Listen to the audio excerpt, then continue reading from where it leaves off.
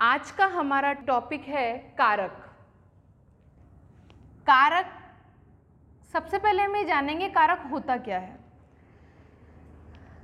कारक ने, से, के लिए, के द्वारा, मतलब वाक्य में संज्ञा या सर्वनाम का अन्य से संबंध बनाना, वो क्या होगा? कारक कहलाएगा। अन्य संज्ञा शब्दों से संबंध बनाने का काम कारक का होता है। तो परिभाषा हम लिखेंगे। कारक की परिभाषा,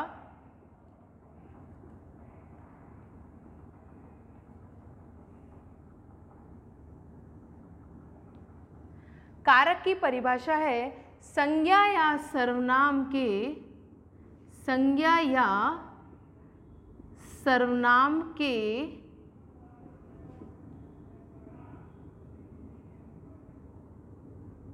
संज्ञा या सर्वनाम के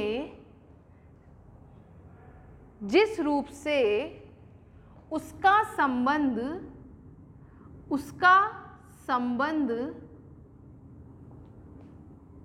वाक्य के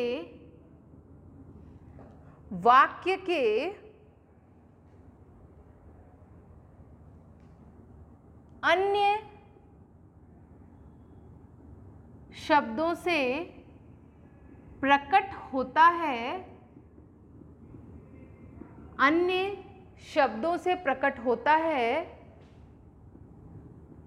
उसे कारक कहते हैं। उसे क्या कहते हैं? कारक कहते हैं। संज्ञा या सर्वनाम के जिस रूप से, वाक्य की स्टार्टिंग ही कर्ता से होती है, या तो वो संज्ञा होता है या सर्वनाम होता है। तो संज्ञा या सर्वनाम के जिस रूप से उसका संबंध वाक्य के अन्य शब्दों से होता है, तो संबंध के लिए जिन प्रसर्गों या चिन्हों का या विभक्तियों का प्रयोग करते हैं उसे क्या बोलते हैं? कारक बोलते हैं। यानी कर्ता का जिससे संबंध हो रहा है उसे हम बोलते हैं प्रसर्ग, विभक्ति, कारक, चिन्ह। जैसे हमारा उदाहरण है, तरुण फोन किया। अब हमें एक तो सेंटेंस समझ में नहीं आया, एक कर्ता का अन्य शब्दों से संबंध समझ में नहीं आ रहा, तो उसके लिए हम बीच में क्या लगाएंगे? सही शब्द क्या होगा? सही वाक्य क्या होगा? तरुण ने फोन किया। आप वाक्य का स्ट्रक्चर तो जानते ही हैं, कर्ता प्लस कर्म प्लस क्रिया, ये हमारे वाक्य का स्ट्रक्चर होता है। कर्ता यानी काम करने वाला, कर्म वो जो काम कर रहा है, और क्रिया जो कर रहा है और जो काम कर रहा है उसे कर्म कहते हैं, और क्रिया। ठीक है, ये हमारा सही सेंटेंस है। नेक्स्ट है हमारा उदाहरण है, पानी में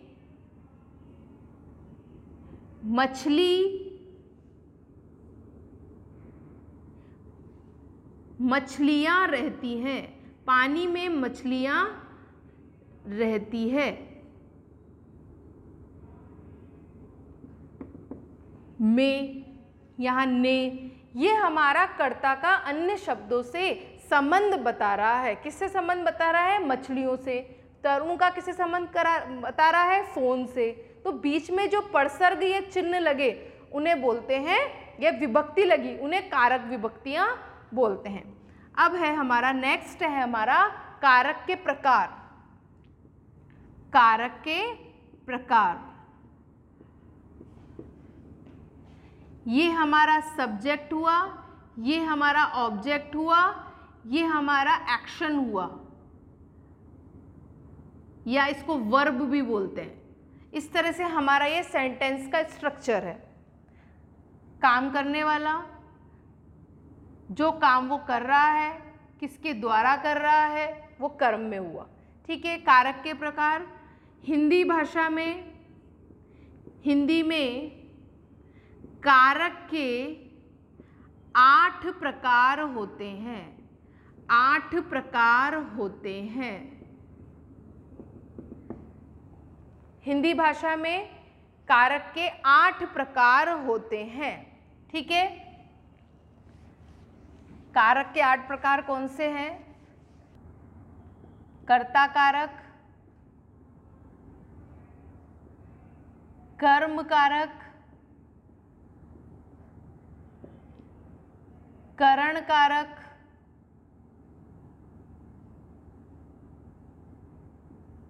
कर्ता कारक, कर्म कारक, करण कारक, संप्रदान कारक,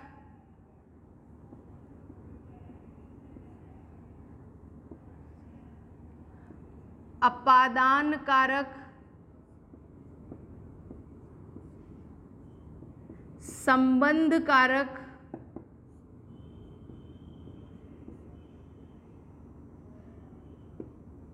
अधिकरण कारक,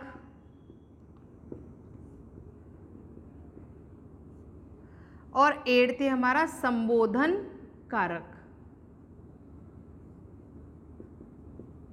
अब इनके चिन्ह या परसर्ग, कर्ता ने कर्म को करण से, कर्ता ने कर्म को करण से के द्वारा संप्रदान के लिए अपादान से अलग या तुलना, अलग होना या तुलना करना, संबंध काके की, अधिकरण में पर, और संबोधन हे, अरे, रे, हे आदि। ठीक है, ये हुए कारक नाम और कारक के परसर्ग या चिन्ह या विभक्ति। इनको विभक्ति बोलते हैं, परसर्ग बोलते हैं जोड़ने वाले, या चिन्ह बोलते हैं, कुछ भी बोल सकते हैं। ठीक है, ये हमारे हुए कारक के नाम और परसर्ग। अब फर्स्ट है हमारा कर्ता कारक। कर्ता कारक, कर्ता कारक का अर्थ है, कर्ता का अर्थ है करने वाला, काम करने वाला। कर्ता का अर्थ है काम करने वाला। तो संज्ञा या सर्वनाम के, इसकी परिभाषा लिखेंगे, संज्ञा या सर्वनाम के जिस रूप से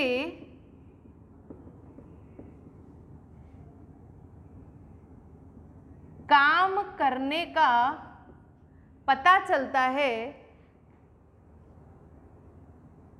जिस रूप से काम करने वाले का पता चलता है, उसे कर्ता कहते हैं या कर्ता कारक कहते हैं, उसे कर्ता कारक कहते हैं। ये ने क्या हुआ, परसर्ग या चिन्ह। जैसे राम ने किताब लिखी या पुस्तक लिखी। किसने लिखी, राम ने लिखी। किसने लिखी, राम ने लिखी। पुजारी ने पूजा की। किसने की, पुजारी ने। तो यहाँ पे प्रश्न क्या होगा क्वेश्चन के सेंटेंस के लिए, किसने या कौन, और उससे हमारा उत्तर आ जाएगा। तो इसका मतलब कर्ता कारक वो होगा। किसने की, कौन लिखता है पुस्तक, राम। तो यहाँ जिससे संबंध हो रहा है वो क्या होगा, कर्ता कारक होगा।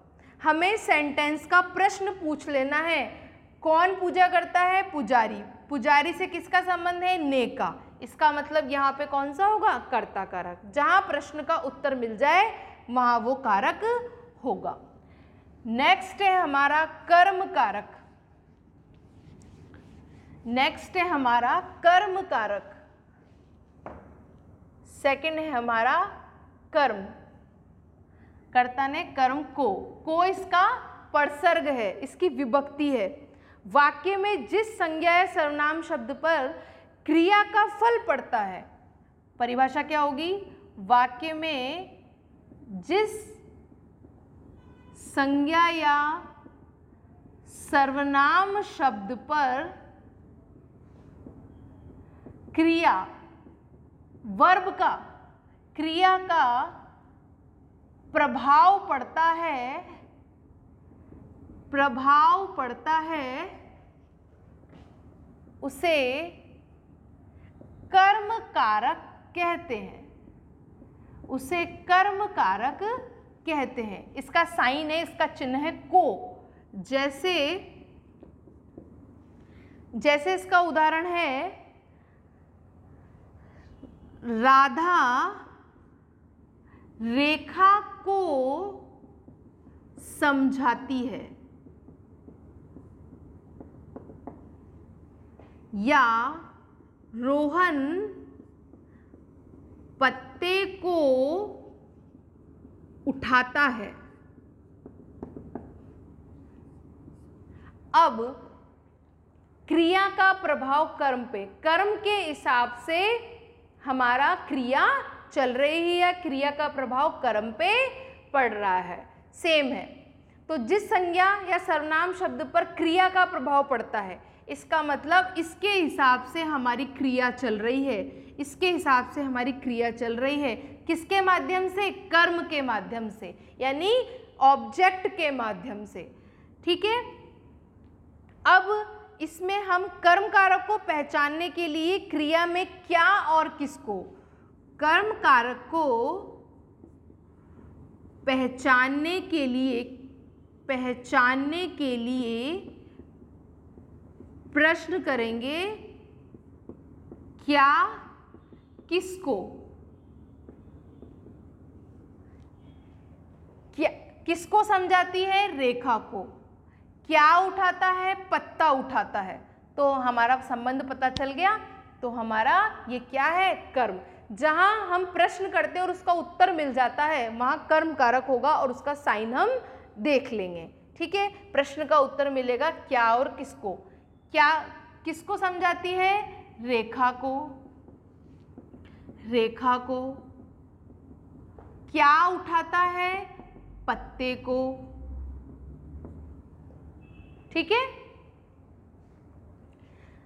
थर्ड है हमारा करण कारक। करण का मतलब ही होता है साधन। करण का अर्थ, करण यानी निवारण, साधन। थर्ड है हमारा करण कारक। करण कारक, इसका साइन होता है से या के द्वारा, से या के द्वारा। करण कारक का अर्थ है, करण कारक का अर्थ है साधन। साधन। ठीक है। कर्ता जिस साधन, कर्ता यानी सब्जेक्ट, कर्ता जिस साधन या माध्यम के द्वारा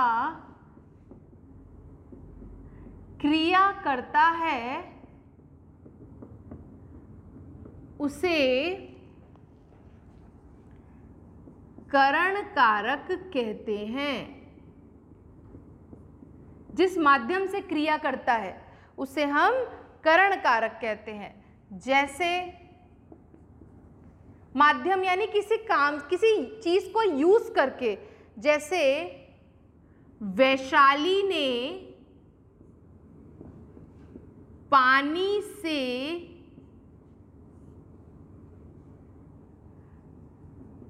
पत्ता उठाया। कहां से उठाया? पानी से। यहां प्रश्न है कहां। ठीक है। किस माध्यम से? मां ने चाकू से फल काटा। माध्यम क्या हो गया? चाकू हो गया। तो वहां क्या होगा? करण कारक होगा। माध्यम यानी मीडिएटर, साधन। ठीक है। समझ में आया? यूज करना, कोई माध्यम का यूज करना, कोई चीज का यूज करना। फोर्थ है हमारा संप्रदान। संप्रदान कारक इसका चिन्ह है के लिए, इसका चिन्ह है के लिए। वाक्य में कर्ता, वाक्य में कर्ता जिसके लिए कुछ करता है या जिसको कुछ देता है उसे संप्रदान कारक कहते हैं,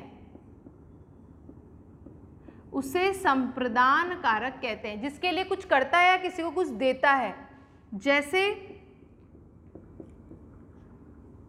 राम श्याम के लिए पुस्तकें लाया। किसके लिए लाया? श्याम के लिए। तो यहाँ उत्तर आ गया हमारा श्याम के लिए, और के लिए हमारा कारक लग गया। ठीक है, नेक्स्ट है हमारा अपादान, अपादान कारक। इसका भी जो परसर्ग होता है वो से होता है, इसका परसर्ग भी क्या होता है? से होता है। लेकिन इसका भाव क्या होता है? अलग होने का या तुलना होने का, किसी से हमारा कंपेयर होना, तुलना होना। ठीक है, करण कारक और अपादान कारक में यही फर्क है, वो आगे मैं और बता दूंगी कि करण कारक में तो माध्यम का यूज होता है, इससे काटा, इसको रखा, और अपादान में तुलना होती है या अलग होने का, किसी से दूरी होने का भाव होता है। इसके साथ ही लज्जा आना, लजाना, दूरी होना या डरना, वहाँ भी से लगता है। इसकी परिभाषा हम देखेंगे। संज्ञा या सर्वनाम के, संज्ञा या सर्वनाम के जिस रूप से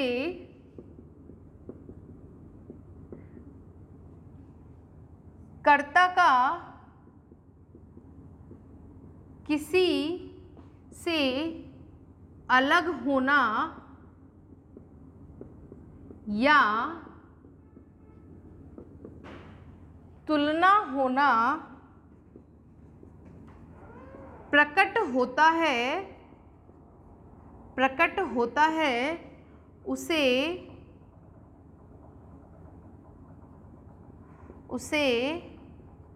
अपादान कारक कहते हैं, उसे अपादान कारक कहते हैं, उसे अपादान कारक कहते हैं। जैसे है राकेश साइकिल से गिर पड़ा। अलग हो गया, दूर हो गया साइकिल से। नेक्स्ट है ममता रजनी से पतली है। तुलना हो गई, वहाँ पे कौन सा होगा? अपादान होगा, करण नहीं होगा। यहाँ पे अलग होना है और यहाँ पे तुलना है। इसके भाव में हम कौन सा कारक लगाएंगे? अपादान कारक। इसी के साथ ही और किसके साथ लगाएंगे? दूरी के लिए, लजाने यानी शर्माने के लिए, दूरी के लिए, लजाने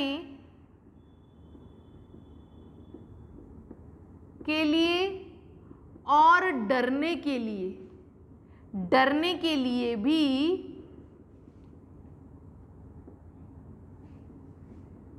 अपादान कारक प्रयोग होता है।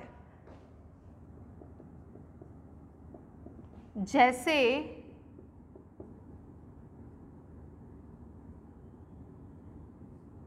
दिल्ली से देहरादून कितनी दूरी पर है। अब यहाँ पे दूरी की बात हो रही है तो यहाँ पे कौन सा होगा, अपादान कारक। ठीक है, वह ससुर से लजाती है, ससुर से शर्माती है। तो शर्माने के भाव में, लजाने के भाव में भी कौन सा होगा, अपादान कारक। और लास्ट है मुझे, ये एक एक उदाहरण में लिख रही हूँ इनके, मुझे छिपकली से डर लगता है, डर लगता है। तो डरने के भाव में भी अपादान कारक। इस तरह से आपको समझना है, अलग होना और तुलना होने के साथ तो है ही, दूरी के लिए, लजाने यानी शर्माने के लिए और डरने के लिए, इन तीनों के लिए भी अपादान कारक होगा। और इसके अलावा जो माध्यम का होगा, साधन का होगा, वो करण कारक होगा। ठीक है, नेक्स्ट है सिक्स्थ हमारा है संबंध कारक। नेक्स्ट है हमारा संबंध कारक, 6th नंबर का है संबंध कारक। संबंध का परसर्ग है का, के, की, का, के, की। संज्ञा अथवा सर्वनाम, इसकी परिभाषा देंगे। संज्ञा अथवा सर्वनाम का वाक्य में जिन संज्ञा शब्दों के साथ संबंध प्रकट होता है, संबंध प्रकट होता है, उसे संबंध कारक कहते हैं। संज्ञा शब्दों के साथ संबंध प्रकट होता है, जैसे राम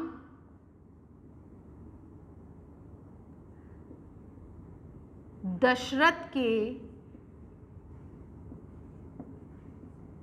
पुत्र हैं। किसके पुत्र हैं? दशरथ के। राम जी का दशरथ जी के साथ संबंध बन रहा है, तो यहाँ पे कौन सा होगा? के कौन सा होगा? संबंध कारक होगा। सीता राम जी की पत्नी है। की संबंध बता रहे हैं राम जी का और सीता जी का, तो वहां कौन सा होगा कारक? संबंध कारक होगा। नेक्स्ट है हमारा अधिकरण कारक। अधिकरण कारक, इसका परसर्ग है में पर। में पर संज्ञा के जिस रूप से, संज्ञा के जिस रूप से क्रिया का आधार समय और स्थान का पता चलता है, स्थान का पता चलता है, उसे अधिकरण कारक कहते हैं। उसे अधिकरण कारक कहते हैं। उदाहरण देख लो, जैसे कौआ छत पर बैठा है।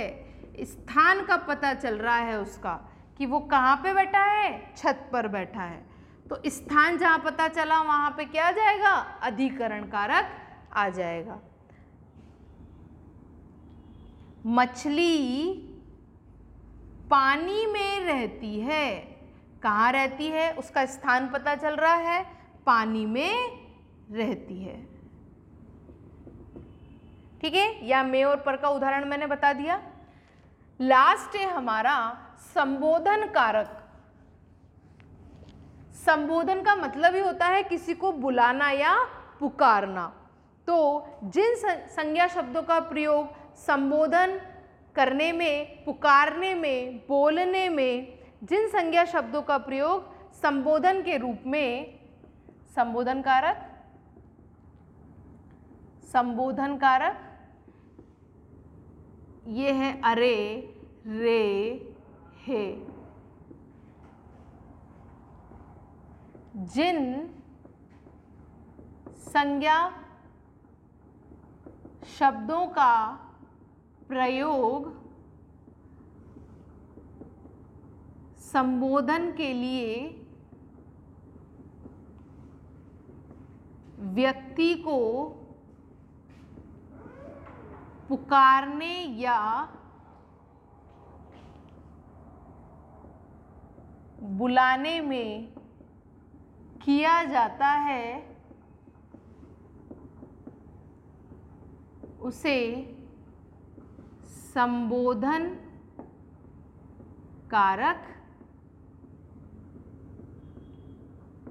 कहते हैं। कहते हैं जैसे अरे तुझे शर्म नहीं आई,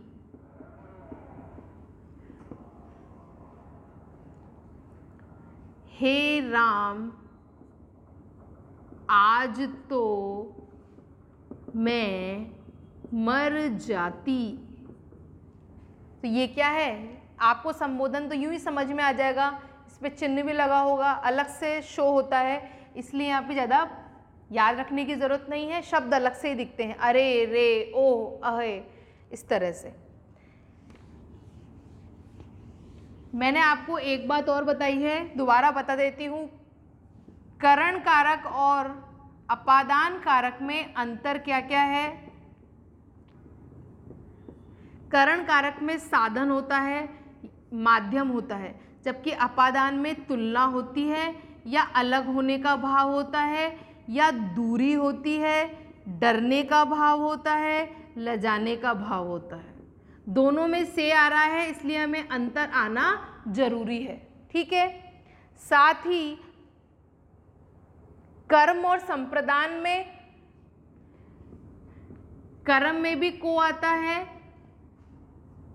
और संप्रदान में के लिए आता है। यहाँ पे कर्ता का प्रभाव पड़ता है, जबकि संप्रदान के लिए किसी को कुछ देना होता है या उसको कुछ देने की लालसा होती है, किसी के लिए कुछ करना या उसको कुछ देना, ठीक है। इन दोनों में भी अंतर है, ठीक है। ये आपके आ सकते हैं, अंतर स्पष्ट करना आराम से लिख सकते हैं आप, इनमें परिभाषाएं लिखेंगे वैसे ही अंतर स्पष्ट हो रहा है, ठीक है। इस तरह से हमारे आज का ये कारक टॉपिक कंप्लीट होता है। इसमें 2 ही अंतर आएंगे, इसके अलावा 2 अंतर के अलावा और नहीं आ सकते, ठीक है।